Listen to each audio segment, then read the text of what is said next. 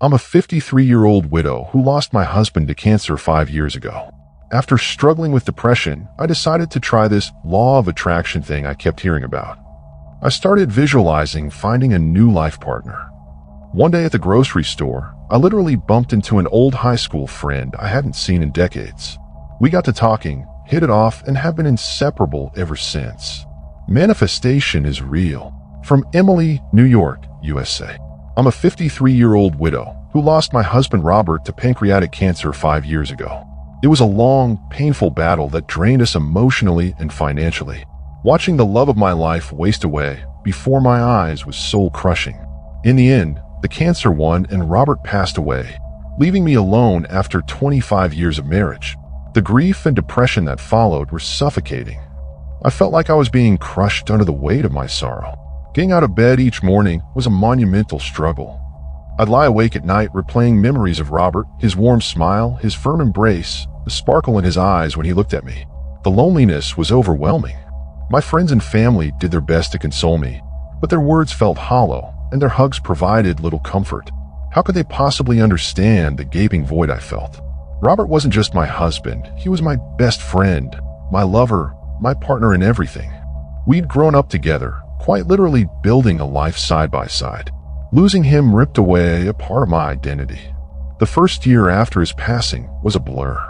I went through the motions, mechanically going to work, running errands, doing chores around the house we'd shared, but it all felt pointless and joyless. What was the point in getting up, getting dressed, making an effort if the person I loved most in this world wasn't there? The home we'd made together felt like a hollow shell without his presence. I contemplated ending it all on particularly dark days, counting out pills or fantasizing about driving off the road. But the thought of my family having to grieve another tragic loss stopped me from going through with it. I couldn't put them through that pain. Around the 2-year mark, the heavy blanket of depression began to lift, bit by bit. The lows weren't quite as low. The good days were a little more frequent.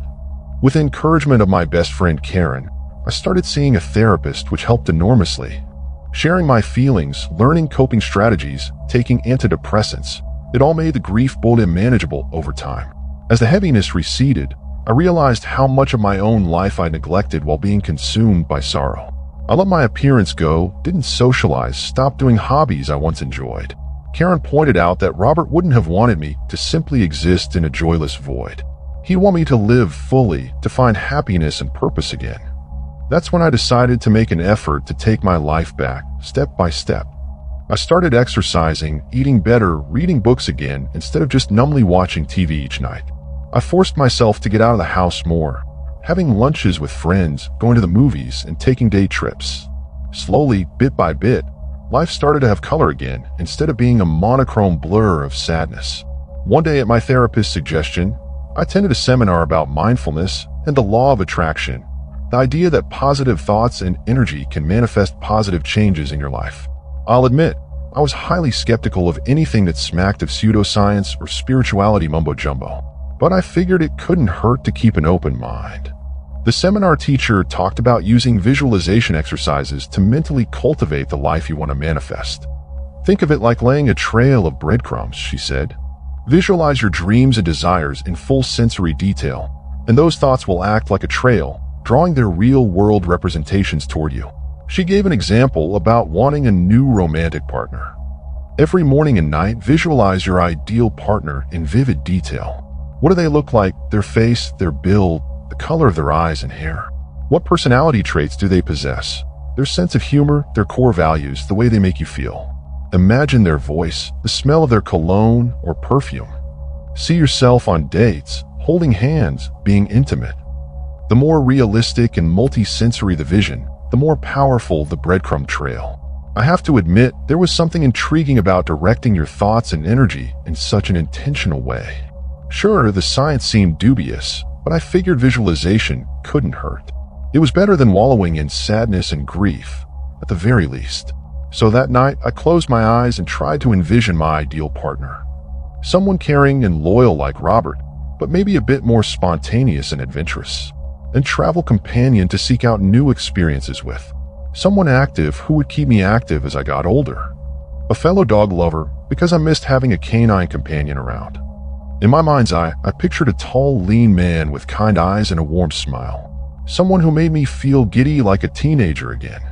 Over the following days and weeks, I tried to visualize this imaginary man whenever I could, in the shower, driving my car, laying in bed at night.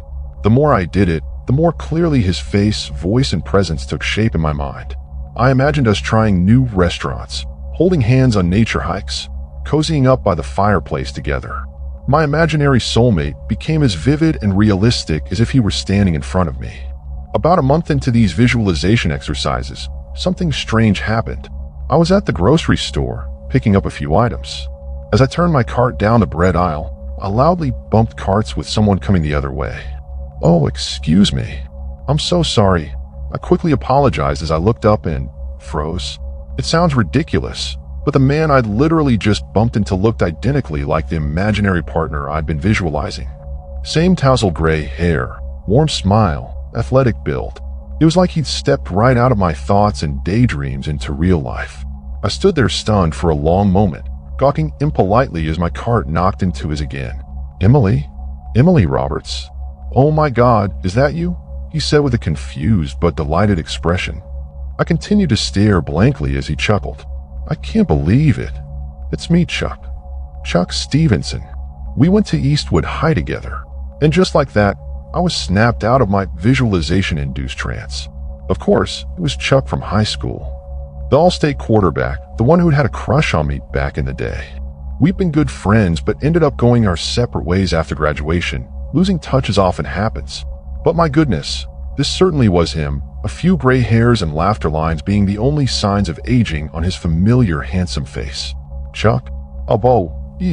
It's been, 35 years?" I felt a rush of giddiness, not just at this blast from the past, but because my subconscious had apparently modeled my dream man visualization directly after Chuck's youthful appearance. How bizarre. "Too long. You're looking great," he said warmly. We spent the next 20 minutes catching up excitedly right there in the grocery aisle, reminiscing about our school days and giddily sharing life updates like a reunited pair of long-lost friends. After graduating, Chuck went on to play football at UCLA before a shoulder injury derailed his NFL dreams. Instead, he fell into tech sales and did quite well for himself in that career path. He'd been married for 25 years until recently getting divorced. She said I worked too much and wasn't present enough. "Guess I have a tendency to be a workaholic," he shrugged. "What about you? Did you ever get married, have kids?" A pang of grief hit my heart as I remembered Robert. Yes, I was married. For 25 wonderful years, actually. Until my husband Robert passed away from cancer 5 years ago. Chuck's eyes showed instant empathy and sadness as I shared the basics. We didn't have kids though, not for lack of trying. Just never happened for us. "I'm so sorry, Emily." "Really? That's just horrible," Chuck said as he put a warm, comforting hand on my arm. I felt that old shiver of excitement shooting up my spine, just like when we were teenagers, and his touch would give me butterflies. "Cool it," I chastised my ridiculous middle-aged self. "This is Chuck, your old friend. Don't be a silly idiot." But I couldn't deny the way my heart seemed to beat faster as we continued catching up. Chuck was every bit as charming, warm, and funny as I remember from high school. His smile still had that magnetic effect that could make any girl go weak in the knees back then. As we stood there talking and laughing about old times, I was abruptly struck by the bizarre realization that Chuck seemed to perfectly embody the qualities I'd focused on while doing my dream man visualizations. The caring demeanor, the athletic body, the warm smile and kindness that made you feel at ease. It was almost like the universe was sending me a cosmic wink. "You know, Em, we should grab coffee sometime and continue catching up properly," Chuck suggested as we finally ceased our grocery gabbing. "Assuming you'd want to spend more time with an old friend you probably tried to avoid back in our school days." He laughed self-deprecatingly. "Don't sell yourself short. I had a massive crush on you for years." I blurted out teasingly before instantly turning red. Lord, where did that come from? I hadn't consciously thought about my old high school infatuation for Chuck in decades, but he was always unfailingly kind and respectful of me, which only made my crush burn more intensely. Chuck's eyebrows shot up in surprise before his grin widened mischievously. "Is that so? Well, damn, I should have tried harder to make my move back then." Although I seem to recall shooting a couple bricks when I tried to flirt with you, we both laughed at the memories before exchanging numbers. True to his word, Chuck texted the next day to set up a coffee meetup. I'll admit, I spent more time than I cared to confess fretting over what to wear and how to style my hair and makeup. It had been so long since I cared about looking nice for a man, let alone a date. Wait, this isn't a date, I had to remind myself sternly. Chuck is just an old friend. A charming, handsome, thoughtful old friend, but not a romantic prospect. I'm a 53-year-old widow, for God's sake. What was I doing, trying to look nice for him like some lovesick schoolgirl? This was utterly ridiculous. And yet, I couldn't quite tamp down the fluttery sense of excitement when Chuck greeted me with a warm hug at the coffee shop, or the way my cheeks flushed slightly at the sincerity of his compliment about how great I looked. We settled into easy banter, just like old times, and several hours slipped by in a blink. By the time our coffee date concluded, we'd made plans to go hiking together the following weekend since we both enjoyed the outdoors and exercise. That hike turned into a standing, weekly tradition for the next couple months. Just friends staying active and enjoying nature together. I constantly reminded myself, lest my thoughts stray to dangerous romantic territory. But the more time we spent together, the more I couldn't deny the mounting chemistry and tension. The hugs grew tighter and more lingering. Glances became meaningful and heated. The simple touches on my arm or back while hiking set my skin tingling with electricity.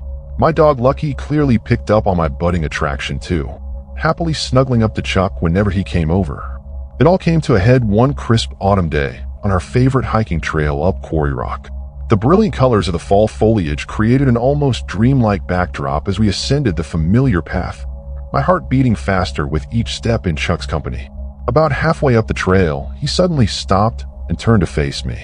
"Emily, can I be honest with you about something?" Chuck asked hesitantly. I felt my breath catch in my chest as I looked into his warm, hazel eyes. "Of course, what is it?" I managed to reply evenly. "These last couple months, spending time with you again, reconnecting. It's been incredible," he began, reaching out to take my hands in his large, calloused palms. My heart was thudding like a jackhammer as he moved closer.